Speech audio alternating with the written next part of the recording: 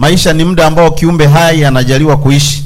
Ni hali tofauti kabisa na uzima wa milele, kwa kuwa uhai wake una mwanzo na mwisho. Hasa mwisho unasababisha maswali kama kila chenye mwanzo kina mwisho, ya nini kuwepo kwake? Kukosa lengo, kuwepo bila kujua sababu, kutokuwa na maana kunamfanya mtu ajisikie mnyonge. Hii inamfanya pengine akate tamaa ya kuishi, la sivyo ajitose kufurahia mazuri yanayopatikana maishani. Lakini bila uwezo wa kuondoa utupu wa moyoni mwake, hilo linamhuzunisha sana. Ni kwa sababu hiyo maana ya maisha ni mojawapo kati ya masuala makuu ya binadamu duniani. Hawezi kukwepa masuala ya kutoka moyoni kwake kuhusu thamani, madhumuni na umuhimu wa maisha yake. Swala hilo linaweza kujitokeza kwake katika maswali mengi tofauti yanayohusiana, kama vile mbona tumekuwepo, maisha yanahusu nini, na nini maana ya hayo yote. Binadamu anajiuliza maswali kama hayo hasa anapokabiliana na kifo, kwa mfano msiba wa ndugu au rafiki. Hilo limekuwa suala kuu la wadadisi wa sayansi, falsafa na dini tangu zamani. Hivyo kumekuwa na idadi kubwa ya majibu kutoka asili mbalimbali kadiri ya itikadi na utamaduni. Utafiti wa chuo kikuu cha California San Diego School of Medicine uligundua kuwa maana ya maisha ni muhimu kwa afya na ustawi, lakini uhusiano huo hutofautiana kwa watu wazima, wenye umri mdogo na zaidi ya miaka 60. Dilip V. Jeste MD au ni medical doctor, mkuu msaidizi mwandamizi wa kituo cha kuzeeka kwa afya na profesa mashuhuri wa saikolojia na neuroscience katika shule ya tiba ya UC San Diego, alisema unapopata maana zaidi maishani unaridhika zaidi, ili hali usipofanya hivyo huna kusudi maishani na unalitafuta bila mafanikio, utahisi kuvurugwa na kuwa na stress zaidi. Profesa huyu mashuhuri Dr. Jester alisema unapokuwa kijana kama katika miaka ya 20, huna uhakika kuhusu kazi yako, mwenzi wa maisha, na wewe ni nani kama mtu katika jamii. Unatafuta maana ya maisha. Unapoanza kuingia katika miaka ya 30, 40 na 50, una mahusiano yaliyoimarishwa zaidi. Labda umeolewa na una familia na umekaa katika kazi, utafutaji hupungua na maana ya maisha hufanyaje? Huongezeka. Lakini wachambuzi waligundua kwamba umri wa miaka 60 katika huo utafiti ni wakati uwepo wa kusudi katika maisha unafikia kilele, na utafutaji wa umuhimu wa maisha ulikuwa chini kabisa. Baada ya umri wa miaka 60, mambo huanza kubadilika. Watu huacha kazi zao na kuanza kupoteza utambulisho wao au personal identity. Wanaanza kupata matatizo ya afya, na baadhi ya marafiki na familia zao wanaanza kufariki. Wanaanza kutafuta tena kusudi la maisha kwa sababu maana waliokuwa nayo hapo awali imebadilika. Kwa utangulizi huu sasa unaweza kugundua kwamba maana ya maisha ni swala mtambuka, ni controversial, ambalo anayeweza kulijibu ni Muumbaji mwenyewe, hasa kuhusu kusudi na sababu za uwepo wa mwanadamu hapa duniani. Kwa hiyo tutakwenda kuzungumza hizi aina mbili za maisha, ambao ni maisha yanayoongozwa na mahitaji na maisha yanayoongozwa na kusudi. Sasa maisha yanayoongozwa na mahitaji ni maisha ambayo yalizaliwa hapa duniani. Baada ya kuanguka Adamu katika bustani ya Edeni, wanadamu wanatafuta sana kila siku kujua ni nini lililo kusudi katika maisha yao. Kila mtu yuko kwenye safari ya mchakato wa kutafuta maana ya maisha kwenye maisha yake. Na kuna wanasaikolojia wengi wamejaribu kufanya utafiti, na mmoja wapo ni mtu mmoja anaitwa Abraham Maslow. Huyu mtaalamu alitengeneza huu mfumo ambao unaitwa Maslow's Hierarchy of Needs. Alikuwa ni mwanasaikolojia, anatafiti ni kitu gani ambacho mwanadamu anahangaika nacho hapa duniani. Huyu bwana alizaliwa mwaka 1905 au 8. Mwaka 1943 akajaribu kufanya huu utafiti. Na kwa watu ambao wamesoma vyuo vikuu, sijui ni kozi gani, huu mchoro wanakutana nao na wanamsoma huyu jamaa. sociology nadhani wanasoma. Kwa hawa ndio wanajaribu kushepu dunia. Na tukienda mashuleni tunafundishwa kwamba maisha yanatafutwa hivi, kwamba mwanadamu yeyote lazima aanze na basic needs. Mahitaji ya nini?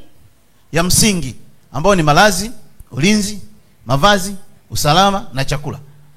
Hivyo ni vitu ambavyo ni vya msingi mwanadamu kwanza anatafuta. Na ndio maana hata watoto wetu wakimaliza vyuo wanasema niko kwenye tempo, yani niko temporary shughuli najitafuta. Kwa sababu alishafundishwa kwamba lazima uanze kutafuta kwanza, utalala wapi, utakula nini. Na huu ni utafiti ambao aligundua, na akagundua kwamba watu wakishamaliza kufaulu kwenye hiyo engo wanahamia kwenye stage ya pili ambao ni psychological needs, mahitaji ya kisaikolojia, ambayo sio tena haya mambo matatu makubwa, bali anaanza kutafuta mahusiano. Na ndio maana kijana akimaliza chuo anasema hawezi kuoa mpaka apate kazi. Akishapata kazi ndio sasa anaanza kuwaza nini? Mahusiano. Anakaa miaka 25 hajapata mke, 26 hajapata kazi, 29 hajapata kazi, 30 kazi hajapata, 35 kazi hajapata. Mwisho anasema nioe tu hivyo tu. Kwa sababu wanafuata hii pattern. Bwana Yesu asifiwe sana. Na kwenye mahusiano na kutafuta heshima na kuhakikisha anatafuta hisia ya kufanikiwa ni stage ambayo ni ya pili, kwamba mwanadamu anatarajiwa akishapata vitu kama kagari kidogo. Na ndio maana watu wakimaliza chuo akipata ajira tu, cha kwanza anatafuta heshima mjini. Akipata KST sio mbaya, akiulizwa na mwenzake, vipi bwana ushajenga, sasa niko kwenye renta. Yani ni heshima fulani kuwa na kagari mjini na kuwa na nyumba. Anafuata pattern hiyo. Na baadaye sasa walio wengi huwa wanaishia kwenye stage number 2, number 3 huwa hawafiki, ambapo huyu bwana Abraham Maslow alisema hatua ya mwisho ni sehemu ambayo ni mahitaji ya kujitosheleza, kwamba mtu amegundua vipawa vyake, capacity yake, uwezo wa kuvumbua vitu, creativity, innovation na potential zote ambazo mtu anazo, anatumia vipawa na karama. Kila mtu kwa mujibu wa Abraham Maslow anasema yuko kwenye hii safari. Lakini kwa nini mchoro wake chini umepanuka, juu ni mwembamba? Ndio maana niwaambia sasa hivi tunaulizana maswali. Naomba jibu. Kwa nini mchoro wake chini umepanuka, juu ni kembamba sana? Naombeni majibu. Ndio, Mike, niliwaambia tunafundishana kwa kuulizana. Kwa nini juu ni pembamba sana, chini papana? Huku juu kwa mjibu wake kwamba ni wachache sana wanaofika sehemu ya kutumia vipawa na karama. Ndicho alichogundua. Na watu wanafuata mfumo huu. Haya ndiyo maisha ya ulimwenguni. Wangapi hamjaishi hivi? Unazaliwa, unaambiwa usome, maisha yaende vizuri. Nani ambaye nyumbani kwake hajaambiwa asome? Na wengine mnaamini usiposoma tu maisha yamekushi? Si ndio hivyo? Si ndio hivyo wapendwa? Kwa hiyo tunaambiwa tunazaliwa, tukizaliwa tu vidudu. Paka vitoto viko na miezi 8 vinaenda vidudu. Tunawekeza watoto. Mwaka mmoja kinacheza tu. Mwaka wa pili kinacheza. Baadaye kinaenda la kwanza, kinakulia huko shuleni. Baada ya kusoma, umemaliza labda chuo kikuu, diploma, unaambiwa sasa unajipanga na maisha. Lakini kujipanga maisha kwenyewe lengo lake ni nini? Kutafuta mahitaji kama alivyosema Maslow.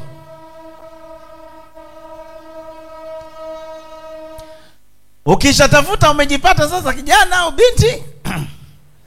Sasa unaambiwa unachukua uoe rafiki yangu au olewe. Baada ya kuolewa kilichobaki si mnajua matunda ya ndoa ni kuzaa. Baada ya kuzaa cycle inaanza.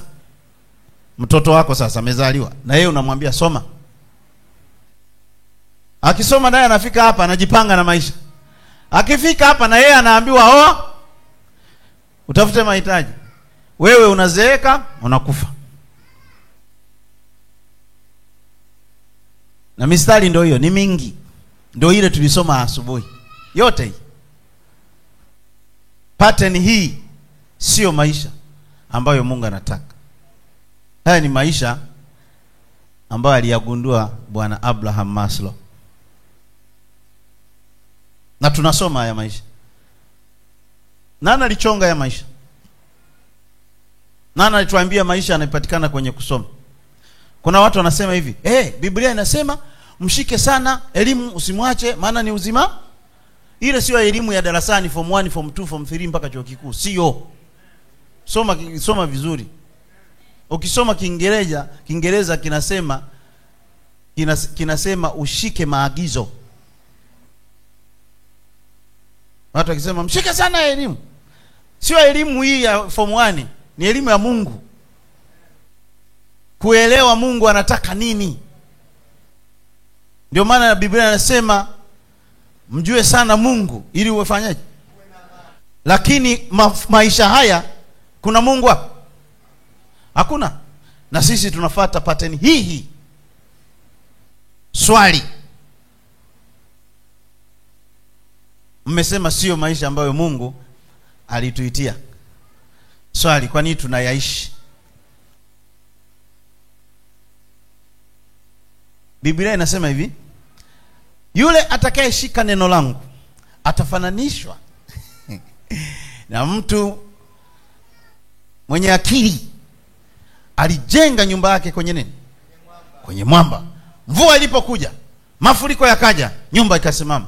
Asiyeshika maandiko haya niliyoweka hapa anafananishwa. Sio kwamba anafananishwa na nani?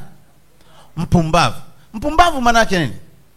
Tofauti ya mpumbavu na mjinga ni moja tu. Mjinga ni mtu asiyeelewa. Kama huelewi chochote, wewe ni mjinga kwa kitu hicho. Mpumbavu mpumbavu bwana, yeye anajua hajui. Anajua kabisa na hataki kujua. Mpumbavu. Mpumbavu amesema moyoni mwake hakuna nani? Mpumbavu anajua Mungu yupo na hataki mpumbavu. Sasa maana yake kama tunafuata maisha haya na hatuna mpango wa kutoka kwenye hii pattern, basi sisi ni wapumbavu. Sio mimi sasa. Ni Biblia ilivyosema, si ndio hivyo wapenda? Sasa tunataka tujifunze kwenye semina hii tusio wapumbavu, tutoke hapa. Na maisha haya ni maisha ya hasara mno.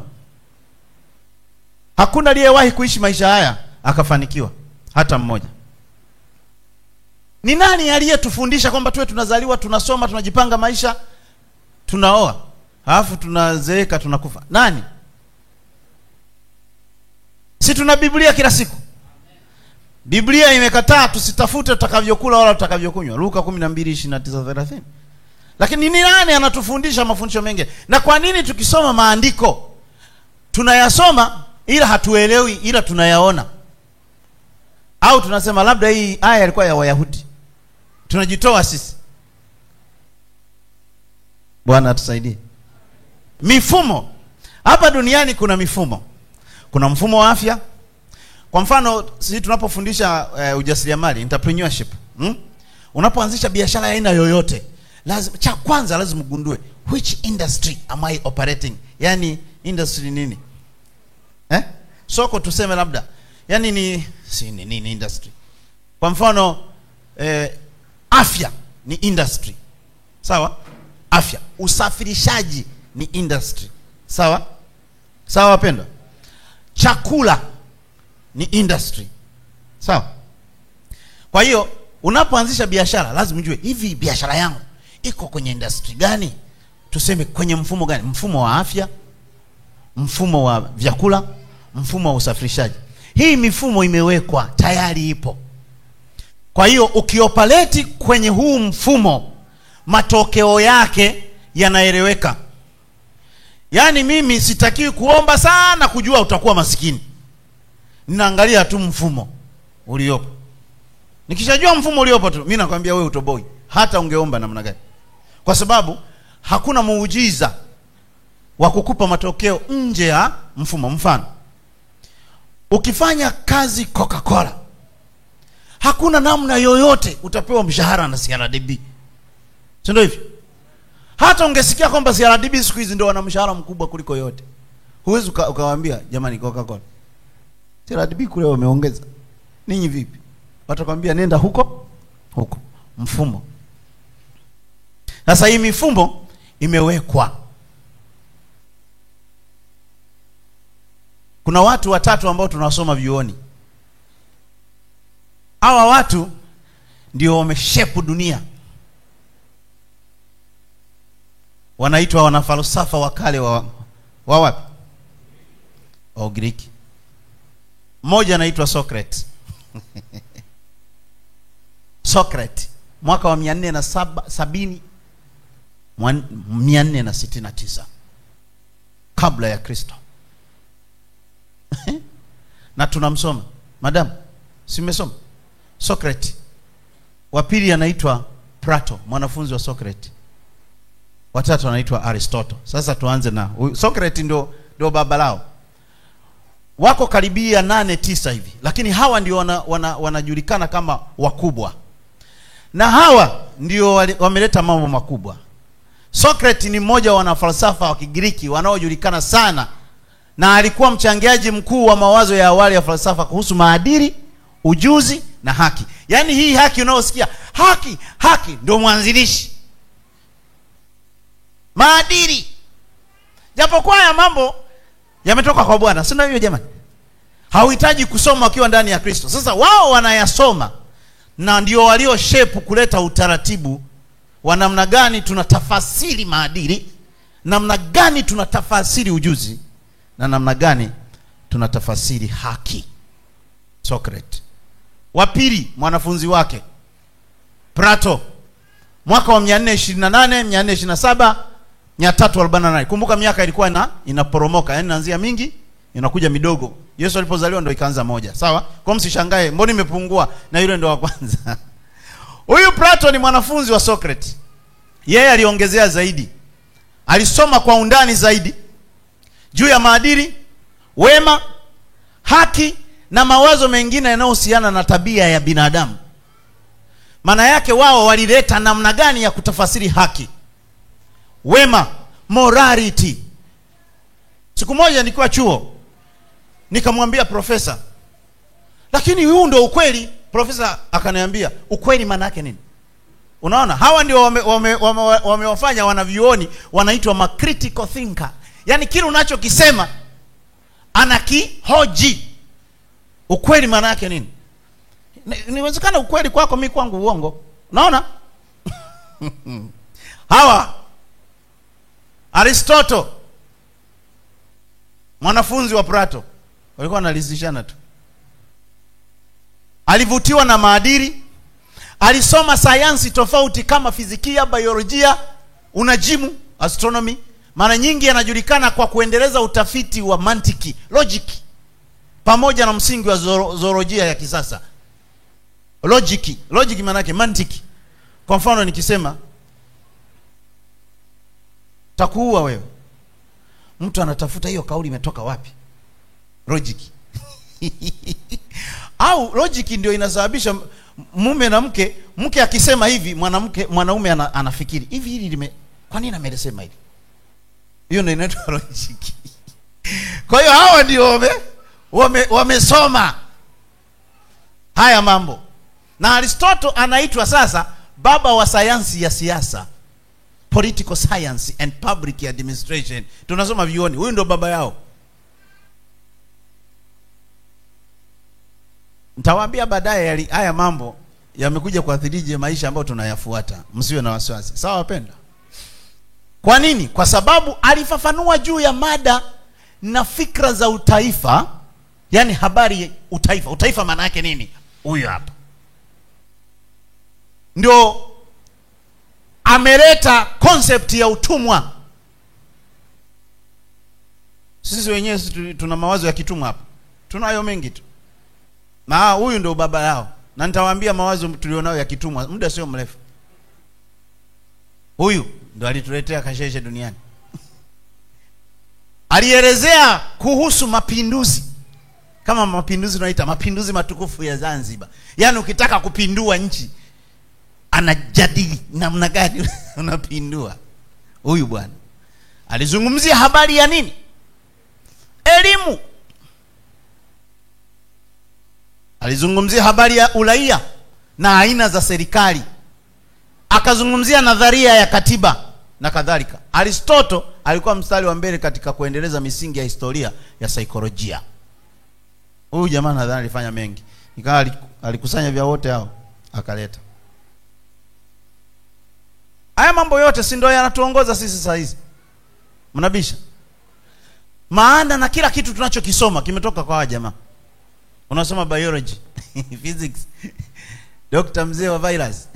Hawa jamaa wametengeneza procedure nyingi za sayansi. Ndio waanzilishi, wengine waliendeleza tu.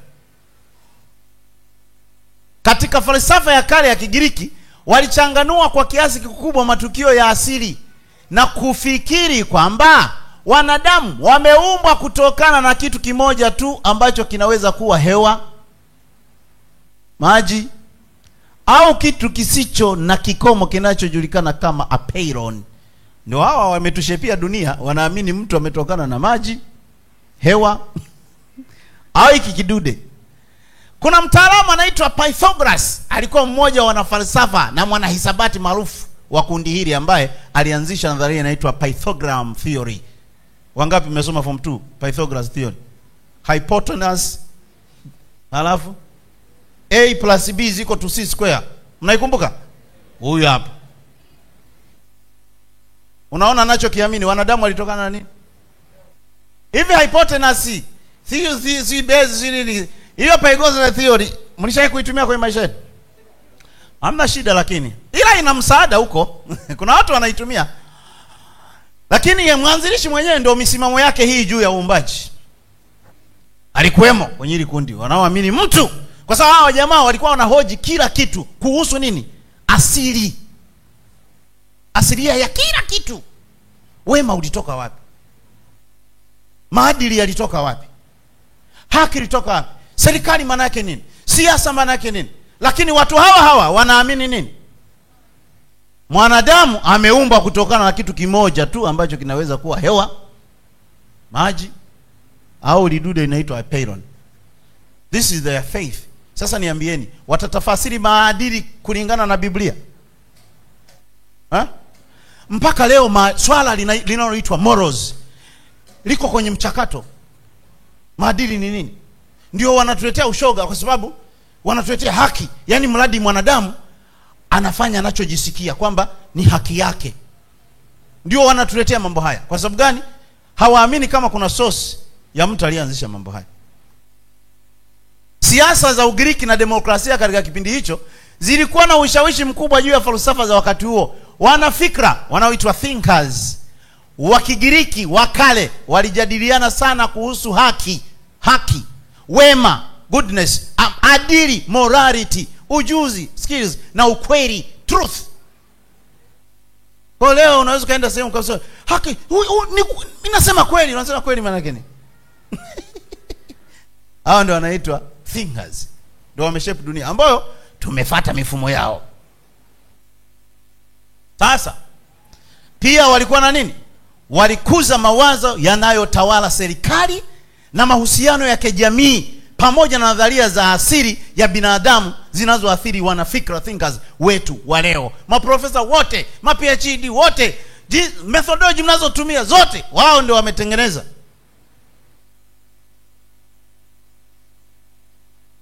Tusaidie sana. Mawazo yanayotawala serikali na mahusiano ya jamii. Social nini? Science. Mtu anakaa chuo kikuu mwaka wa kwanza mpaka wa 3 anasoma jamii jamiiana. Inavyohusiana. Social science. Ukienda kijiji ambacho wewe hujulikani na lugha huijui, unaishije? Wanasoma. Yesu tusaidie.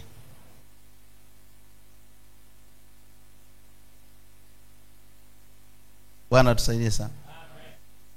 Sasa hawa ndio wameleta ustaarabu wa dunia. Ukiona serikali mara kuna demokrasia, kuna aina nyingi za serikali, demokrasia, udikteta, unini, ubepari, sijui monarchy, ambao mnaona Kenya anasema hii sio monarchy bwana, anarchy. Wanasema ama anarchy. Hatuwezi kuishi bila utaratibu. Hawa ndio wamejadili aina za serikali. Na dunia imekuwa ikibadilisha aina mbalimbali za serikali, wakijaribu kupata aina ya serikali ambayo italeta amani duniani. Na katika serikali za aina zote, hawa jamaa ndio walijadili kuhusu demokrasi. Na demokrasia ndio inaonekana ina nguvu duniani. Lakini ukweli ni kwamba demokrasia ndio imeleta uovu mwingi. Demokrasia wanaiga Mungu Yesu atuletea kitu kinaitwa the kingdom of God. Kingdom, ufalme, serikali ya kifalme. Ndio maana hata wakati tunaletewa koloni huku walikuja kama kingdom. Ufalme wa wapi? Wa Ugiriki, sijui ufalme wa UK, unakuja huku. Ndio umezaa wale waliotutawala kutoka UK, tumejiunga kwenye Commonwealth. Hawajatuacha.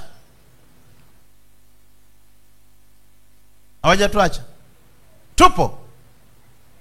Bunge ukiwa kwenye Commonwealth lazima uweke alama ya Malkia pale mbele. Sasa huyu Aristotle aliyeleta concept ya utumwa, jinsi utumwa ulivyoletwa. Na utumwa, huyu jamaa alizungumza hivi, watu wote weusi walitumwa na Mungu duniani kuwatumikia weupe.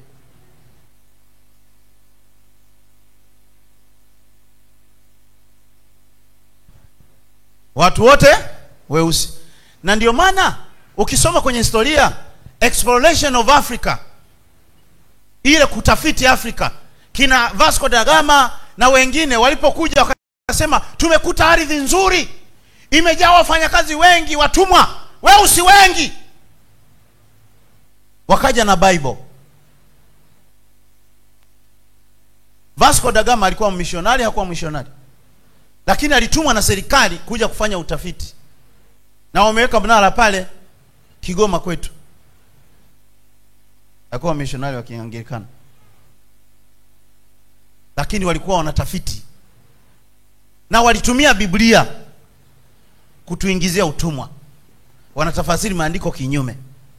Usiwatumikie mabwana wangapi? Wawili, Mungu na fedha.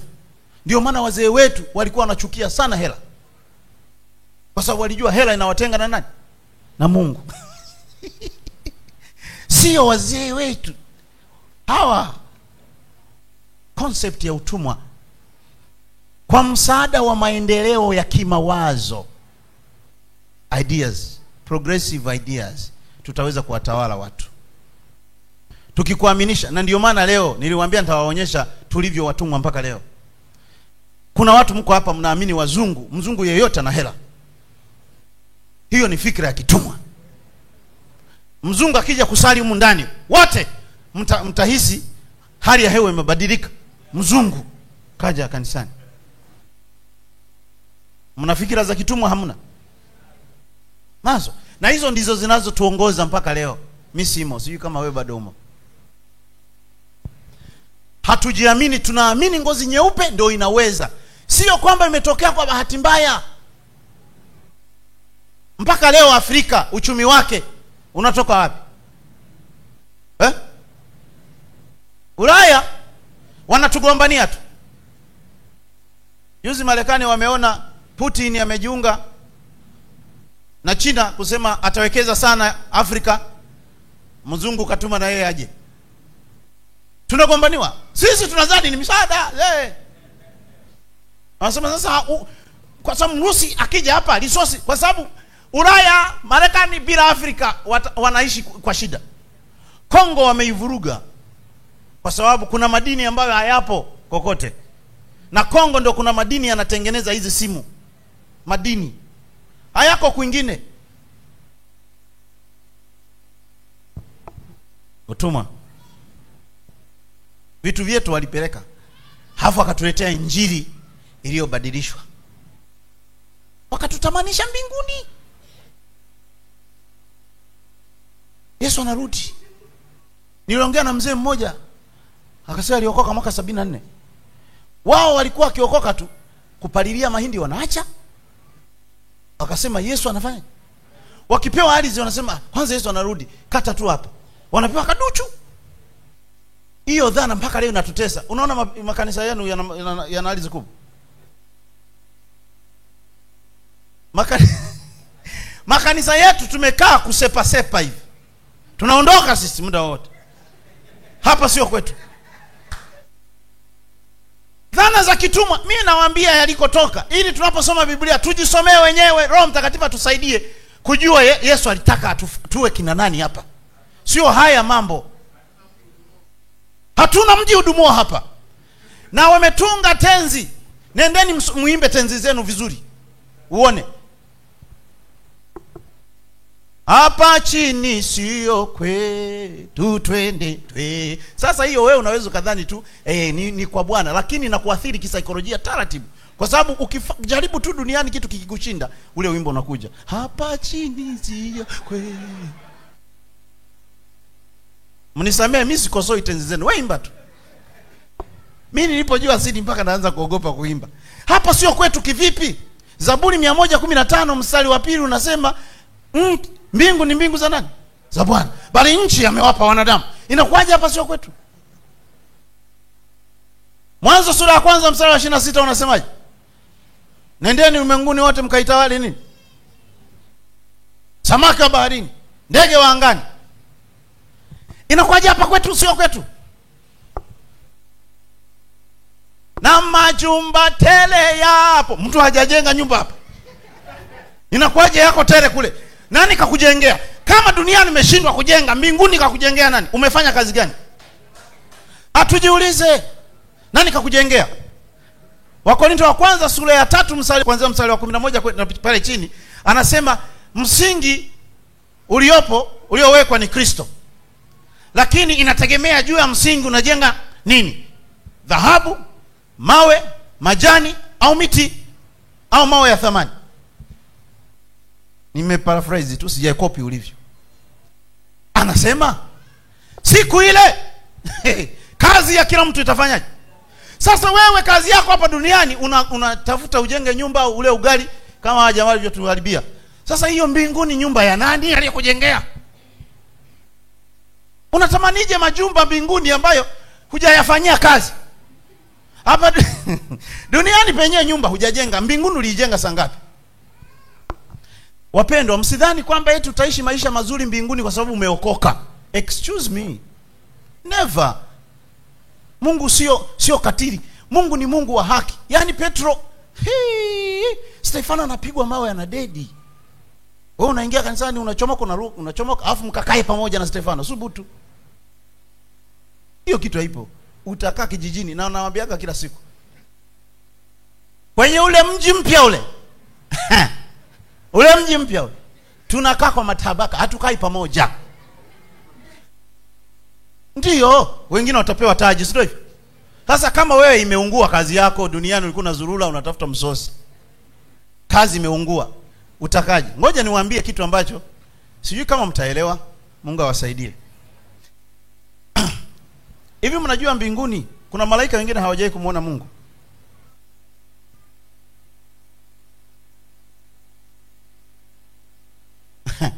Hawajawahi, kwa sababu majukumu yao yako mbali na Mungu. Wanaona utukufu tu.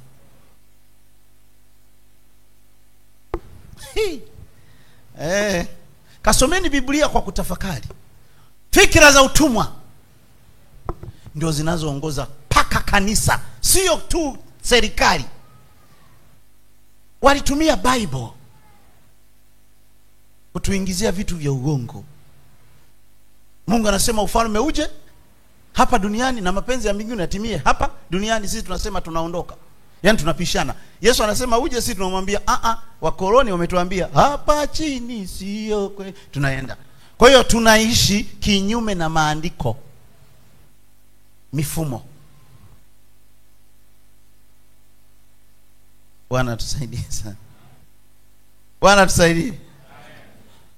Kwa hiyo kuna vifungu vingi vya Biblia tunavisoma na fikra za kitumwa.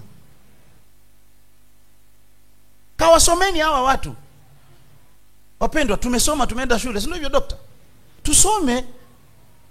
Vitu viko kwenye mitandao. Wewe andika tu kwenye mtandao, how Christianity was used to colonize Africa. Andika tu hivyo.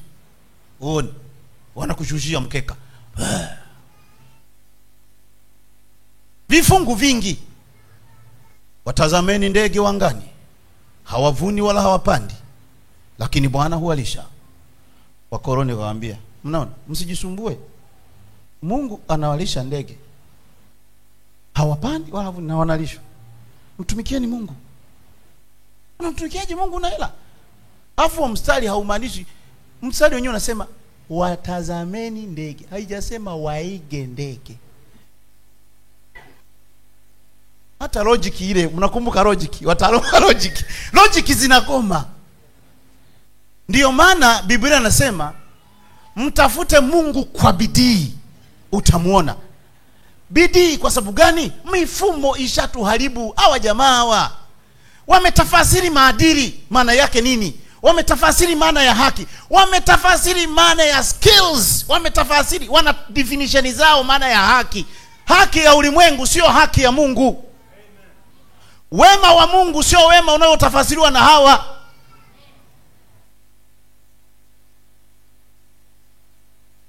Yesu akasema ukipigwa huku geuza na wapi? Sasa wewe elewa kwamba ndio maana yake ndio hiyo. Tenga shavu, unaona watakutoa meno yote.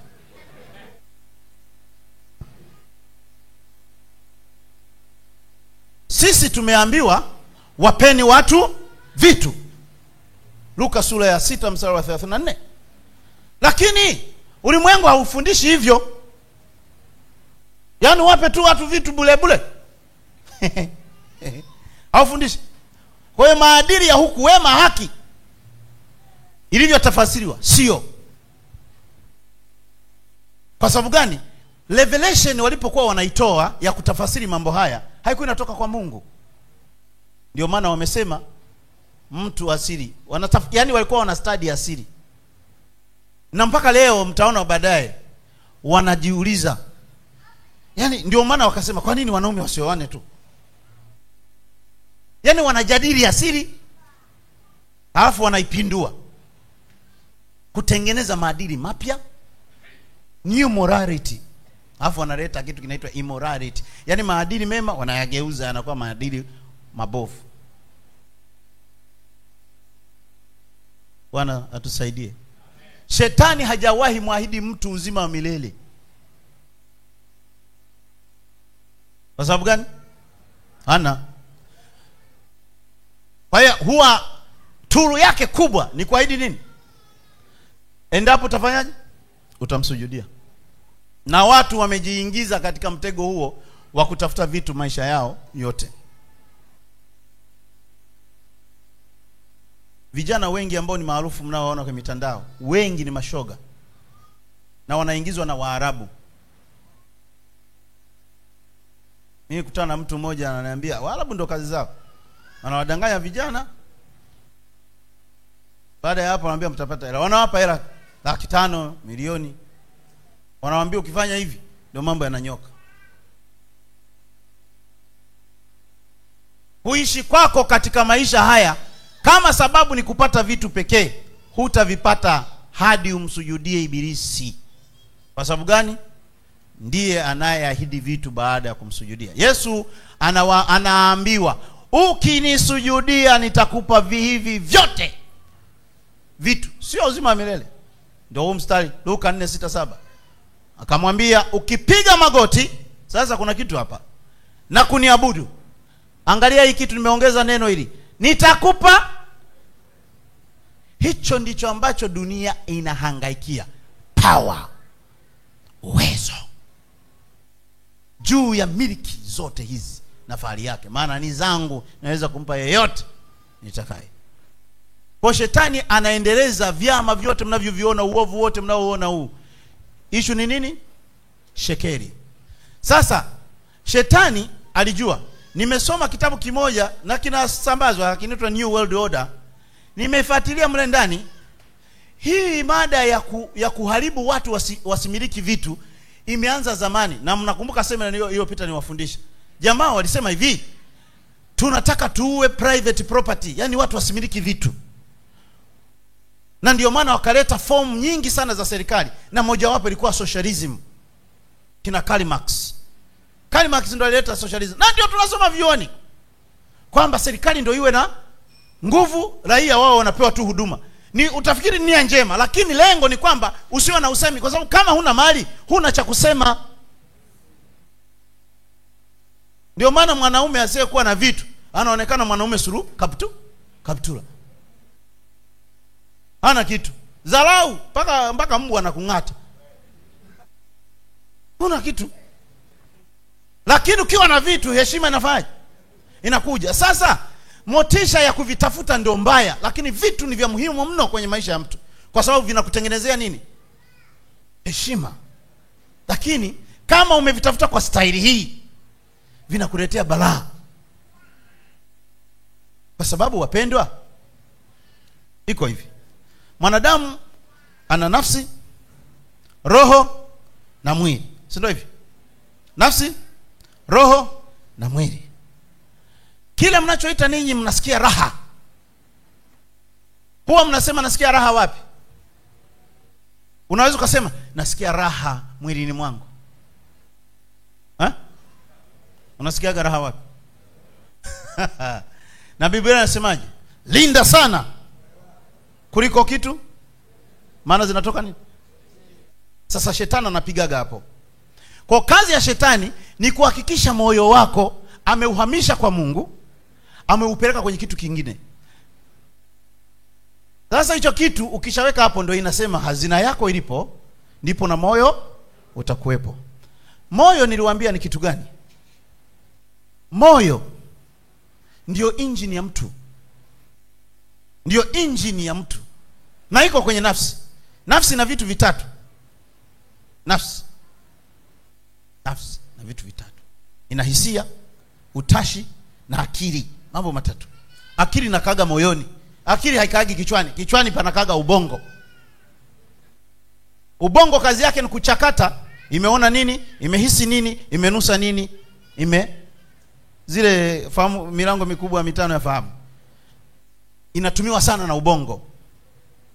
Na ubongo wako ukisha utrain,